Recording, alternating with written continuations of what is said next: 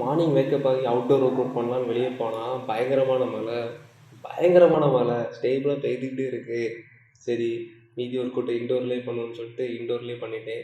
இன்டோரில் பண்ணால் சும்மா இருப்போமா, 2 பேரும் ஃபைட் வச்சுக்கிட்டோம் மறுபடியும். இதில் நான் வந்து 15 எடுத்தேன் இன்றைக்கி.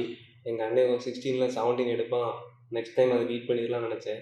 பட் எங்கள் அண்ணன் ஒரு ட்விஸ்ட் வச்சான், எனக்கு பெருசியாக ட்விஸ்ட்டாக வச்சான். 20 எடுத்தான் எங்கள் அண்ணன். கண்ணெல்லாம் கலங்கி போச்சு. சரி, விட்டதை பிடிக்கணும் அப்படின்னு முடிவெடுத்து நான் புஷ்அப்ஸில் 51 எடுத்தேன். எங்கள் அண்ணன் 38 தான் எடுத்தான். மேட்ச் அப்படியே ட்ரா ஆகிட்டு, அப்புறம் மார்னிங் பிரேக்ஃபாஸ்ட்லாம் சாப்பிட்டுட்டு ப்ரோட்டீன் ஷேக்ஸு எக்ஸ் எல்லாம் எடுத்துகிட்டு பார்த்தா மறுபடியும் மழை நிற்கவே இல்லை, பெய்துக்கிட்டே இருக்குது. ஸ்டேபிள் அப்படி பெய்துக்கிட்டே இருக்குது. தண்ணிலாம் கிட்ட ஆரம்பிச்சிட்டு நனைஞ்சிட்டே 2வது ஜிம்முக்கு போயிட்டேன்.